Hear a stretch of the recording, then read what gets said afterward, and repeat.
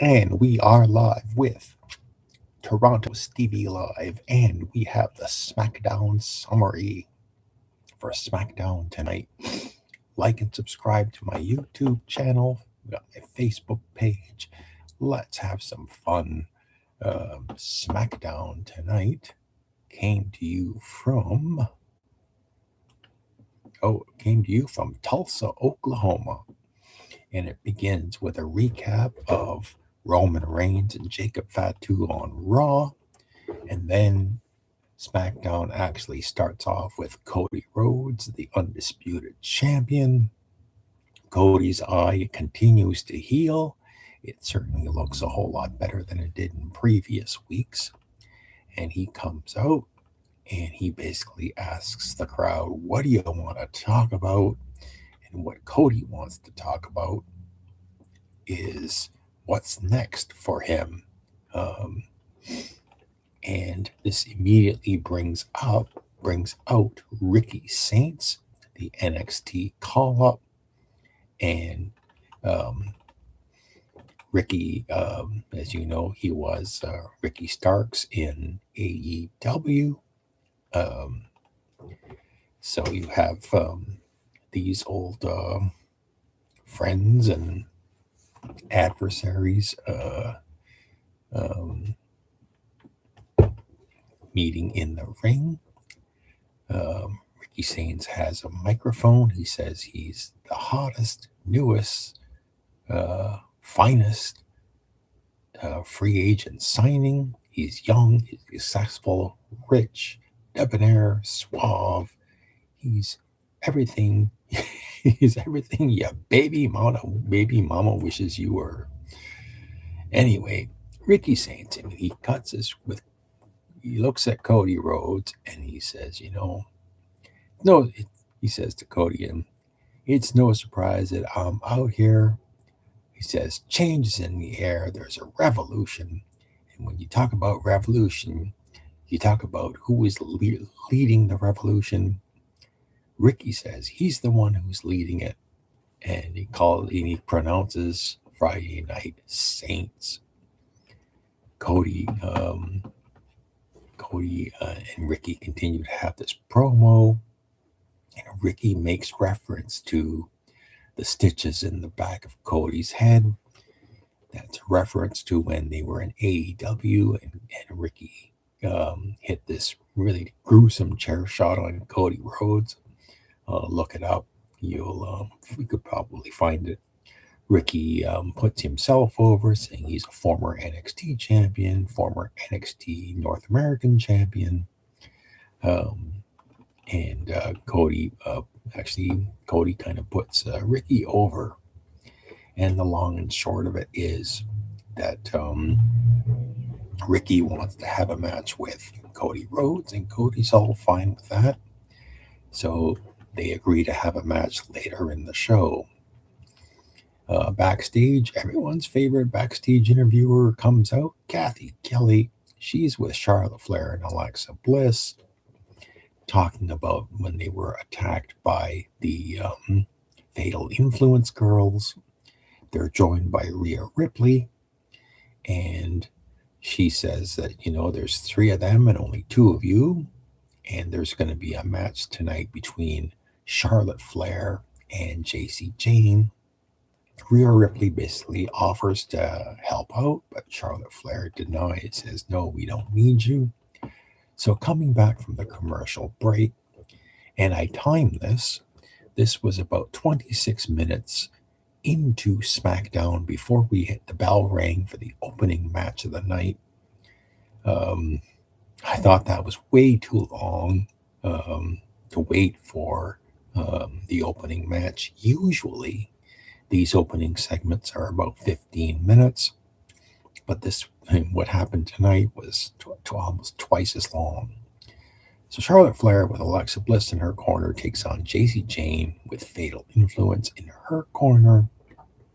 And this one went back and forth. JC Jane is pretty good, capable in the ring. Charlotte is trying to hit the figure eight, but JC Jane gets out of it. JC Jane does hit some of her moves. But Charlotte, she goes for the figure 4 leg lock, figure 8 a second time, but then the Fatal Influence girls interfere again. This brings out Alexa Bliss to try to help out, but Alexa Bliss gets beaten up. Charlotte is distracted briefly, um, and JC Jane hits what's called the rolling encore. Charlotte goes down and gets pinned. So, surprise, surprise, JC Jane, they're really putting Fatal Influence over. JC Jane gets the win. And when the match is over, the other two girls come in and start beating up Charlotte Flair. Rhea Ripley, Alexa Bliss tries to help out, but she's dispatched. This brings out Rhea Ripley, and Rhea Ripley comes in and clears the ring of all three of the heels. And afterwards, if somewhat reluctantly, Charlotte Flair and Rhea Ripley shake hands. There is an earlier in the day segment with R-Truth, Damian Priest, and Fraxium. And this passes for comedy in 2026. Basically, Damian Priest unexpectedly and doesn't makes a match with a tag team title match against Fraxium. Coming back from the commercial break, another backstage segment, the Miz and Kit Wilson. They want to set a trap for Danhausen to try and get rid of him. And they hide in what looks like a photo booth or something. Danhausen comes and he opens up this box, pulls out what looks like $40,000 in cash, and takes off with it. Miz comes out and wonders why didn't the trap work? He opens up the case and a whole bunch of powder spews out into his face. Again, this passes for comedy in 2026. So we go back to the ring, the tag team championship match. R-Truth and Damian Priest taking on Fraxium, Nathan Frazier, and Axiom. This went through a commercial break. The smaller guys flying around the ring, but eventually Damian Priest ended things with a couple of with a South of Heaven choke slam on Nathan Frazier. Axiom gets in the ring and he gets the razor's edge, and Damian Priest pins him 1, 2, 3. So R-Truth and Damian Priest continue their reign as tag team champions. But as soon as the tag team match was over, Talla Tonga from the MFTs gets in the ring, and he basically lays out all four guys. And he beats up R-Truth, he beats up Damian Priest. Solo Sikoa is on the ring apron, and he watches as Talla Tonga hits a double choke slam on Fraxium and stands over everybody with Solo Sikoa basically with a big smile on his face. So coming back from the commercial break, the baby faces have gone, and Solo Sikoa cuts a promo. He's got a microphone, and he says, last week on SmackDown, Jacob Fatu made a big mistake. They cut to some video of Fatu beating up all the MFTs. And tonight, Solo comes back and he says, Talla Tonga's family are his family. His blood are his blood. And the MFTs are not standing with him because of Jacob Fatu. So he tells Jacob Fatu, when you get into this building, you're a dead man walking. This brings up Jimmy and Jey Uso from Monday Night Raw. I think it was Jimmy cuts a promo. He tells Solo, he calls Solo little brother, and he says, he says, I know you have issues with Jacob Fatu, but you have to understand this isn't only about you. You're not the only one with issues. He says Roman Reigns has a big problem with him too, and that the mistake Jacob made was wasn't when he took out Solo's family. It was when he put his hands on Roman Reigns on Monday Night Raw. So, and he also mentions not only did he put his hands on Roman Reigns, he used the Tongan death grip, which is a sacred move. He called it a sacred move. He said the move was handed down from generation to generation.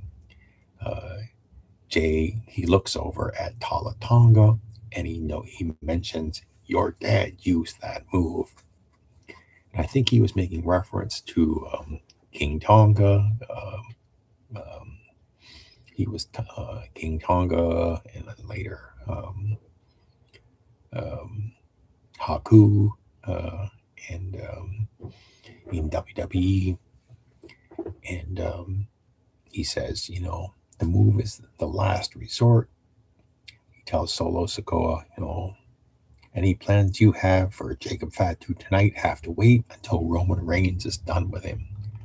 But Solo will have none of it. And he tells him, I'm not asking you, I'm telling you.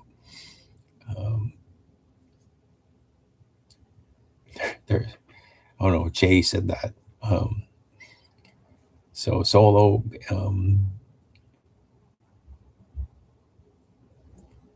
nods at Talla Tonga, and basically Talla Tonga takes out the Usos all by himself. And I think Solo ends this by basically saying, tell Roman Reigns, you're not my tribal chief. I don't give a damn if Roman likes it or not. Jacob Fatu is a dead man. And that's how you cut backstage. There's an encounter with Cody Rhodes and Sami Zayn.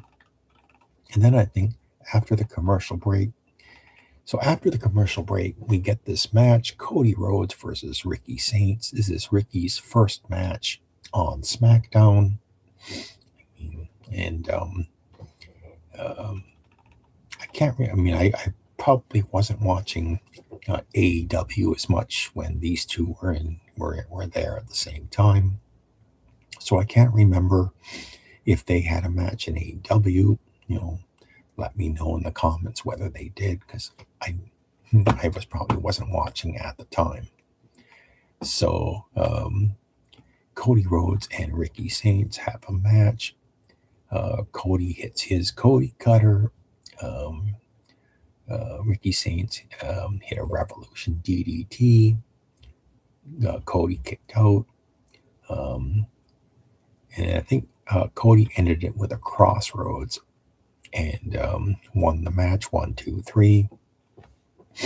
But in the post-match, Ricky Saints takes a powder, and Gunther sneaks up behind Cody Rhodes and locks the sleeper hold in on Cody and puts him out. And the segment ends with Gunther. First of all, he throws the title down, and he posed with it briefly, threw it down, and then left the ring. Coming back from the commercial break, again, way too much nonsense. The Miz and Danhausen. The Miz basically offers to be Danhausen's mentor, and this brings out Kit Wilson. It can't believe that the Miz would do this, but the Miz basically says no. He wants to be Danhausen's mentor, and you could see this coming from a mile away. As soon as Danhausen turned his back on the Miz gave him the skull-crushing finale, dropped Danhausen, and then Kit Wilson jumped onto the top turnbuckle and did a splash or a spinning elbow from the top turnbuckle and laid out Danhausen. So coming back from the commercial break, there was a Blake Monroe video, the former Mariah May from AEW, followed by Royce Keys versus Angel. A short match. Royce Keys used a fantastic spine buster to get the match. Quick win. Cut to the back.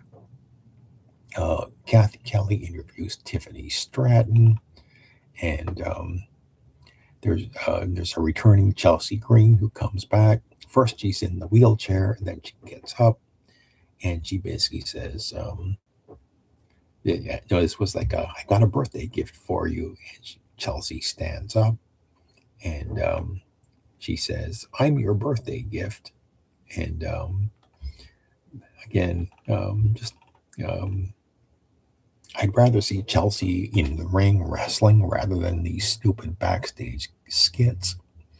Anyway, coming back from the commercial break, there's a brief backstage encounter between Royce Keys and Jacob Fatu. I guess they're talking about history that they may have had together. And finally, they're interrupted by the MFTs as Tonga now sets his sights on these two. He takes out Royce Keys, and then he smashes Fatu. And basically Fatu gets laid out into some boxes. So getting back into the ring, another stupid segment. I must admit, there was a lot of these stupid segments. This one was with Sami Zayn and the Gingerbread Man. Where are they going with this? Like, who is writing this nonsense? I've got to admit, there's a lot of stupidity on SmackDown this week, and it just seems that it just kept going on and on and on. So there's a Gingerbread Man in the corner. Sami Zayn comes out, and he says, this is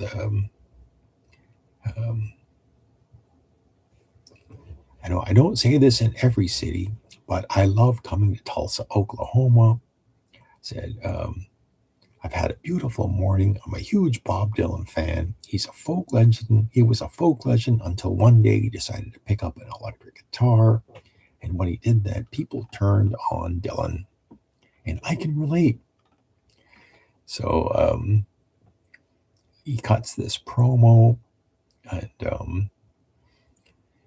he looks over at the Gingerbread Man, and he says, the Gingerbread Man represents Trick Williams. Someone wearing a costume. That's something Trick Williams is. It's easy to do what Trick does.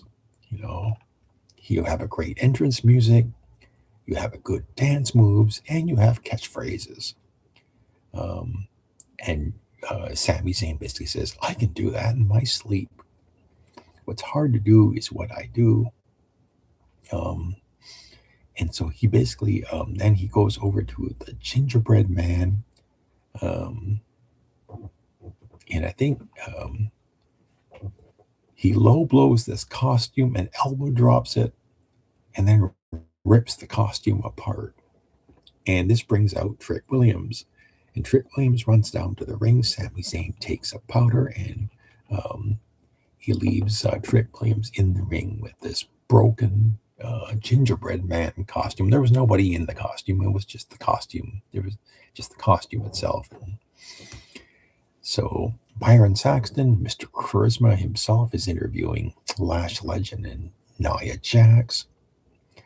And Nia brings up that in that WrestleMania match, they didn't get pinned. So they basically promote the upcoming tag team title match and basically say that they are going to take back the tag team titles. Coming back from the commercial break, Kathy Kelly is with Trick Williams, and Trick Williams is upset that Sami Zayn attacked the Gingerbread Man, and he basically wants a match with Sami Zayn at Backlash. So then we cut to the ring. There is a women's tag team championship match. Paige and Brie Bella defending the tag team titles against the Irresistible Forces, Nia Jax and Lash Legend. And this one went through a commercial break, and it ended with, behind the referee's back, Paige gets a shot in on Nia Jax, and this allowed Brie Bella to roll Nia Jax up and pin her 1, 2, 3. So, using some creative cheating, the baby faces retained the tag team titles. Coming back from the commercial break, GM Nick Aldis is with Sami Zayn, and Sami Zayn tells Aldis, this is all a joke, and now we are having so they announced that there's going to be next week on SmackDown, there's going to be a funeral for the Gingerbread Man. And Sami Zayn quite rightly says, this is all a joke. We're having a funeral for a gingerbread man. Actually, you could say the same thing about tonight's episode of SmackDown. I think this was all a joke. Anyway, you can tell that this whole show has just been one terrible segment after another with very few matches. But coming back from the commercial break, there was a segment with Danhausen and Miz before the commercial break. Coming back from the commercial break, the main event of the evening, the Usos versus Solo Sikoa and Talla Tonga. Talla Tonga was, got a lot of shine in this one, beating up the Usos.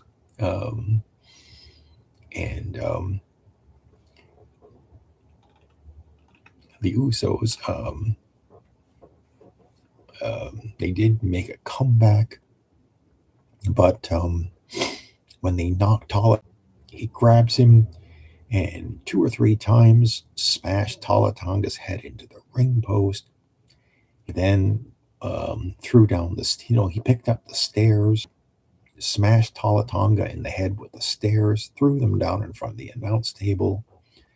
And then it looked like Talla Tonga was going to make a comeback and chokeslam Jacob over the announce table.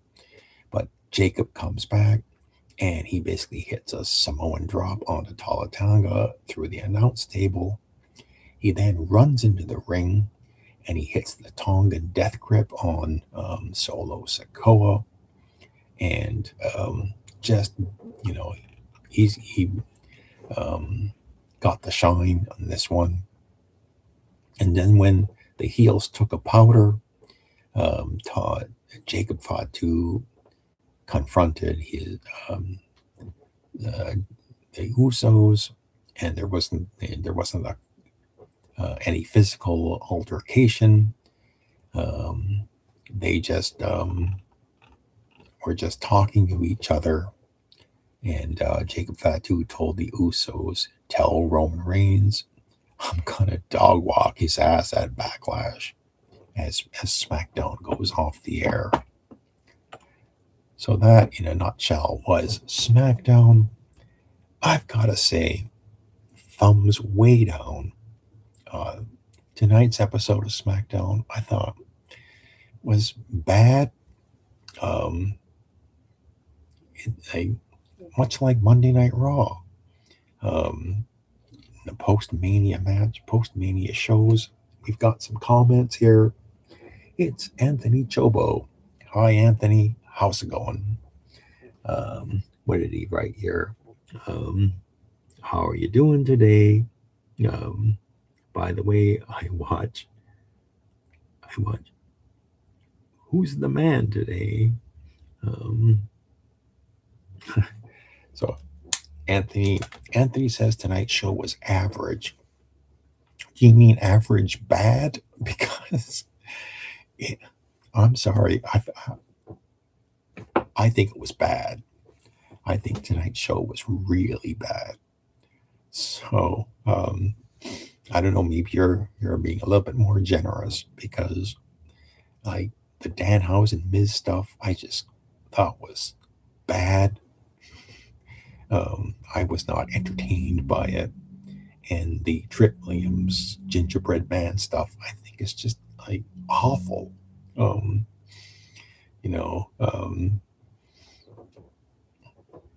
mean, I like last week when Sami Zayn dressed up in the Gingerbread Man costume and attacked Trick Williams. But this, having Sami beat up a costume, I thought was just terrible. Anyway, um, that was SmackDown tonight. Let me know what you think. And hopefully we've got one more Raw and one more SmackDown before Backlash next week. So I don't know. The build. I mean, this was a quick turnaround from WrestleMania, but the build to this next show with some repeats or some rematches, I'm not optimistic about what's going to happen. Nonetheless, thank you very much for watching, and I will post this on right as soon as possible. And good night, everybody.